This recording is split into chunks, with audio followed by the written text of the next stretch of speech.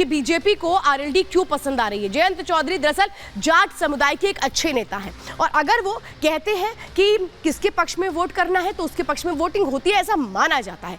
2019 में जाटलैंड की 7 सीटों पर चूंकि बीजेपी ने हार उसको मिली थी, क्योंकि गठबंधन की जो सीटें थी वो जीती थी, जिसमें बीएसपी, एसपी, आरएलडी सब ने एक साथ मिलकर के जो चुनाव लड़े थे उसमें उन्होंने सीटें निकाली थी। आरएलडी के साथ बीजेपी के शेयरिंग के साथ ही पॉजिटिव असर होगा ये माना जा रहा है और यही एक वजह है कि बीजेपी ने आरएलडी के साथ जाने की इस प्लानिंग को पूरा किया है। लेकिन अब मैं आपको बताती हूं कि कैसे जो तालमेल है वो कितने सालों के बाद होगा।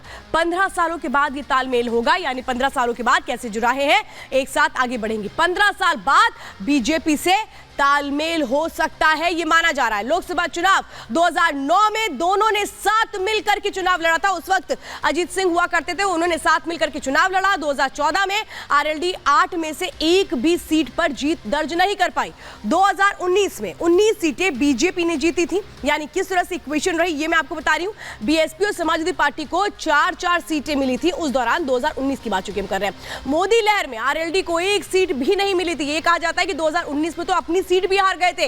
अजीत सिंह जो बागपत की सीट उनकी परंपरागत सीट रही वो भी वो हार गए थे। पश्चिमी यूपी के जाट समुदाय ने नहीं दिया था उस वक्त साथ, ये माना जाता है और इसीलिए मैं आपको बता रही हूं कि आखिर जो ये प्लानिंग है वो क्या की जा रही है। आप ये समझिए कि जो ये कुर्सी का पूरा खेल है इसको कैसे आगे बढ़ाया जा रहा है, क्योंकि इसमें एक तरफ तो इंडी को जबरदस्त झटका लग रहा है और इंडी के जितने भी लोग हैं, चाहे वो नीतीश कुमार रहे हो या फिर अब जयंत चौधरी रहे हो, वो कैसे अब दूसरे खेमे में जाते नजर आ रहे हैं। इसमें कई और नाम भी शामिल हो सकते हैं ऐसा माना जा रहा है। अब ये समझिए क्या कुछ इसके जरिए होने वाला है। सुलझे जयंत चौधरी और इनके जो समीकरण है वो क्या कुछ है। अयोध्या समेत देश भर में राम मंदिर की लहर है और इसीलिए चाहते हैं जयंत चौधरी भी कि वो भी बीजेपी के साथ आ जाए और जो एक तरह से फायदा हो सकता है वो उनको सीधे सीधे मिल जाए। जाट समाज भी राम की भक्ति में डूबा हुआ है, ये उनको पता है।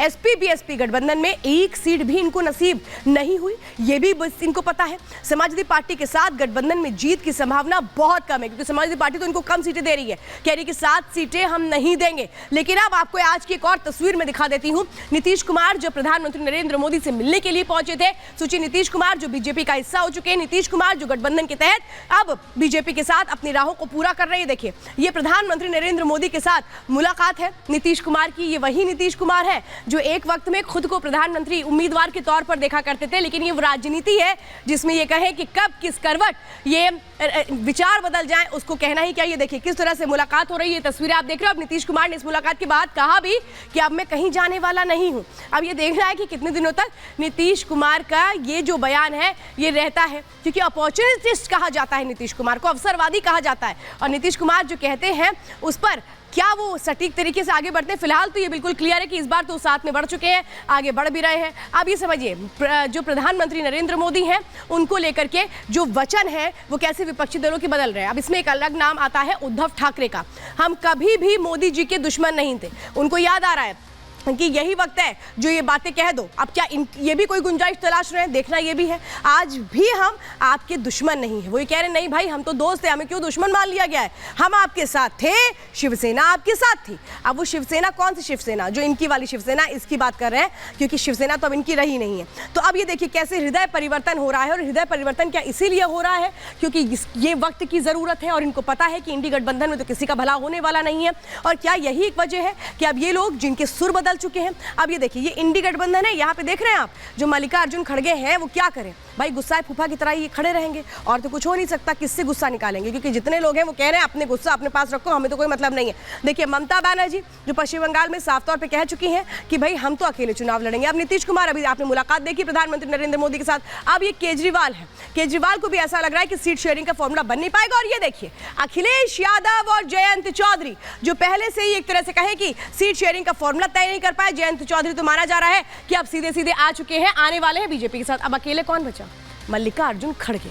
मल्लिकार्जुन खड़गे अकेले ही रहेंगे। मैं तो कह रही हूँ कि कहीं कांग्रेस ये ना कह दे कि भाई हम तो अकेले ही चुनाव लड़ेंगे, क्योंकि कोई और ऑप्शन बचेगा नहीं। ये है पूरी की पूरी इनकी प्लानिंग। लेकिन अब क्या होगा आगे, हर कोई ये देखना चाहता है कि आगे होने क्या वाला है, क्योंकि सबसे अहम यही है कि लोकसभा चुनाव को लेकर के जिस तरीके की सुगबुगाहट तैयारियां हैं वो तो इंडी को सिर्फ बिखरती नजर आती हैं, क्योंकि यहाँ पर कोई सीट शेयरिंग का जो फॉर्मूला है वो नहीं हो पाता है। अब मैं आपको बता रही हूँ कि एक के बाद एक कैसे जवाब भी दिया जा रहा है प्रधानमंत्री नरेंद्र मोदी की ओर से प्रधानमंत्री नरेंद्र मोदी ने आज क्या कहा, मैं भी पूरी तरह तैयारी के साथ आया हूं, ये उन्होंने कहा। विकसित भारत के लिए मोदी 3.0 सरकार की बात कर रहे हैं, यानी उन्होंने कह दिया है कि 2.0 बस पूरा होने वाला है, 3.0 शुरू होने वाला है।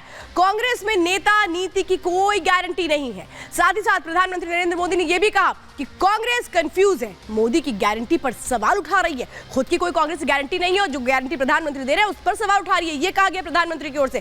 खड़गे ने 400 सीटों का आशीर्वाद दे दिया है। प्रधानमंत्री नरेंद्र मोदी ने कहा, भाई मुझे तो खड़गे जी ने आशीर्वाद दे दिया। लोकसभा में प्रधानमंत्री ने कहा था कि खड़गे जी भी कह रहे हैं इस बार मोदी सरकार। अब ये समझिए, पश्चिम बंगाल से आपको 40 पार करने की चुनौती मिली है। ये कह रहे हैं प्रधानमंत्री नरेंद्र मोदी की ममता बनर्जी तो अकेले चुनाव लड़ रही है, आप मेरी आवाज दबा नहीं सकते हैं, ये कहा जा रहा है प्रधानमंत्री की ओर से। विपक्ष को सीधे सीधे आज उन्होंने ललकारा, मैंने कभी शब्दों की मर्यादा नहीं तोड़ी। यह आरोप जो कांग्रेस लगाती रही है, इसका भी जवाब दिया गया प्रधानमंत्री की ओर से। कांग्रेस सोच से एक तरह से कहे आउटडेटेड कांग्रेस का काम कर रही है। कांग्रेस बीमार हो चुकी है, विपक्ष सुनने की ताकत खो चुका है। विपक्ष को आईना दिखाने का काम आज प्रधानमंत्री नरेंद्र मोदी ने किया, लेकिन कैसे? ना सिर्फ विपक्ष को एक तरीके से आईना दिखाया, बल्कि बता दिया कि कैसे आपका स्टार्टअप तो बार बार फेल हो रहा है, शुरू भी नहीं हो पा रहा है, और जब शुरू नहीं हो रहा तो अपने अंजाम तक कैसे पहुंचेगा। कैसे ये तमाम समीकरण देखने को मिल रहा है। एक तरफ इंडी बिगड़ रही है, एक तरफ जो पाला है वो बदला जा रहा है इंडी गठबंधन की ओर से, दूसरी तरफ 3.0 की तैयारी हो रही है। एक रिपोर्ट देखिए।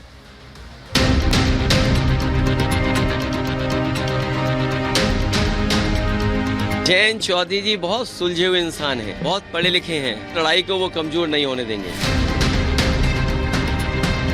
जो देश को तोड़ना चाहता है वो खुद टूट जाएगा। लोकसभा चुनाव से पहले इंडी के पास क्या बचा? ये सवाल इसलिए क्योंकि इंडिया गठबंधन की 4 मजबूत किलों में पूरब का पश्चिम बंगाल, पश्चिम में महाराष्ट्र, उत्तर में बिहार तो दक्षिण में कर्नाटक शामिल था।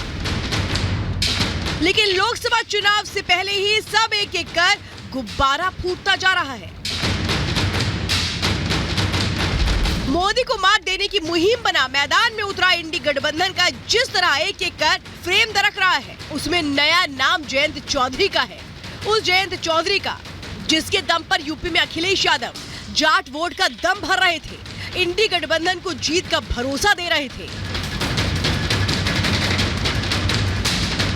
इंडी गठबंधन के दम पर 2024 के चुनाव में बड़ा उलटफेर करने में लगे सपा के मुखिया अखिलेश को कभी भी बड़ा झटका लग सकता है।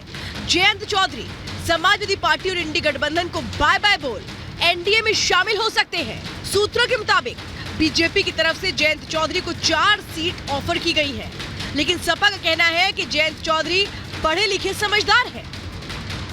जयंत चौधरी जी बहुत सुलझे हुए इंसान हैं, बहुत पढ़े लिखे हैं, राजनीति को वो समझते हैं।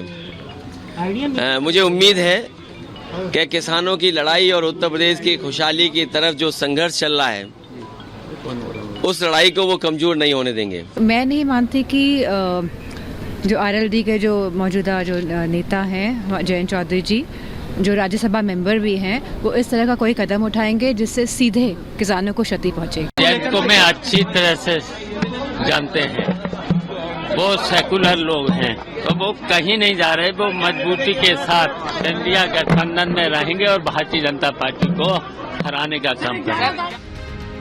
ममता बनर्जी और नीतीश कुमार पहले ही इंडी गठबंधन की टेंशन बढ़ा चुके हैं, तो अखिलेश केजरीवाल सीधे तौर पर सीट शेयरिंग पर कांग्रेस को संकेत दे चुके हैं। गठबंधन की परेशानी यहीं पर खत्म नहीं होती, क्योंकि उद्धव से शिवसेना छीनने के बाद शरद पवार ने एनसीपी गंवा दी। अब बीजेपी और उसके सहयोगी दल के नेता इंडी गठबंधन पर तंज कस रहे हैं। ये बरसों तक राज किए, ब्रिटिश की गुलामी किए, ब्रिटिश की अवधारणा को रखा और ये भी कहा जो देश को तोड़ना चाहता है वो खुद टूट जाएगा। एक एक करके अविश्वास कांग्रेस के प्रति जो उन्हीं के घटक दल दिखाकर उस गठबंधन को छोड़कर जा रहे हैं और उनको चुनौती अपने ही घटक दलों से मिल रही है। ऐसे में यकीनन कांग्रेस के लिए 40 सीटें भी इस बार पार करना यकीनन मुश्किल होगा। ये बयान भले ही सियासी हो, लेकिन जो हालात है उसमें इंडी गठबंधन के खड़े हो पाने की संभावनाएं सुस्त होती नजर आ रही हैं। और इन सब के पीछे वजह कांग्रेस के अड़ियल रवैये को बताया जा रहा है। तो बीजेपी का एनडीए संग मेल 400 पार का ब्लूप्रिंट तैयार है। ये नया उत्तर प्रदेश है और इस नए उत्तर प्रदेश की इस गाथा को आपको भी स्वीकार करना चाहिए। और इसमें आप यहाँ के सीएम रहे हैं और ठीक है, भविष्य के तो उसमें सभी लोगों ने प्रश्न आप पे खड़ा कर दिया है। जब चाचा ही आप पे आशीर्वाद नहीं बरसा रहे हैं तो औरों का आशीर्वाद क्या मिल पाएगा। हमारी मुलाकात हो गई प्रधानमंत्री जी से, आप समझ लीजिए 1995 से जो साथ में थे, आप बीच में 2 बार इधर उधर जरूर हो गए थे, लेकिन अब कभी नहीं, फिर वहीं रहेंगे, अब इधर उधर नहीं। कुल मिलाकर देखा जाए तो पूर्व, पश्चिम, उत्तर और दक्षिण के जिन राज्यों के दम पर विपक्षी गठबंधन सत्तारूढ़ एनडीए बीजेपी के आर्म ट्विस्टिंग की तैयारी में था, वहां वो खुद ही पटकनी खाते हुए नजर आ रहा है। Bureau report, Republic Bharat.